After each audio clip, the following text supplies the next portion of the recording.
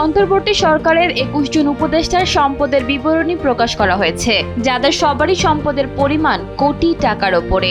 এর মধ্যে সবচেয়ে সম্পদশালী তালিকায় প্রধান উপদেষ্টা ডক্টর মোহাম্মদ ইউনূসের চেয়েও অনেক বেশি এগিয়ে রয়েছেন বাণিজ্য উপদেষ্টা শেখ বশির উদ্দিন। একই সঙ্গে উপদেষ্টা পরিষদের ১৮ জন উপদেষ্টার সম্পদ বেড়েছে, কমেছে মাত্র ৩ জনের। মঙ্গলবার মন্ত্রিপরিষদ বিভাগ থেকে এক প্রজ্ঞাপনের মাধ্যমে এই বিবরণী প্রকাশ করা হয়েছে। যে বিবরণীতে প্রধান উপদেষ্টা অধ্যাপক ডক্টর মোহাম্মদ ইউনূসের মোট সম্পদের পরিমাণ ১৫,৬২,০০,০০০ টাকার বেশি। গত এক বছরে তার সম্পদ বেড়েছে প্রায় ১,৬১,০০,০০,০০০ টাকা।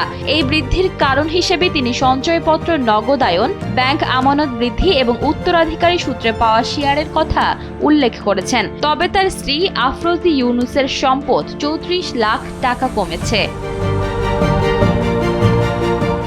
সম্পদ বেড়েছে প্রধান উপদেষ্টার বিশেষ সহকারী জেনারেল আব্দুল হাফিজের, যার মোট সম্পদ দাঁড়িয়েছে ১৩,৫৭,০০,০০০ টাকায়। গত এক বছরে তার সম্পদ বেড়েছে প্রায় ৮৪ লাখ টাকা।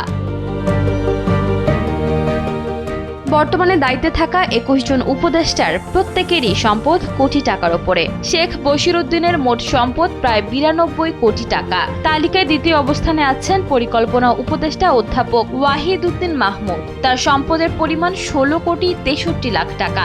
বিবরণী অনুযায়ী সবচেয়ে কম সম্পদ রয়েছে মৎস্য ও প্রাণী সম্পদ উপদেষ্টা ফরিদ আখতারের, যার পরিমাণ প্রায় ১ কোটি টাকা।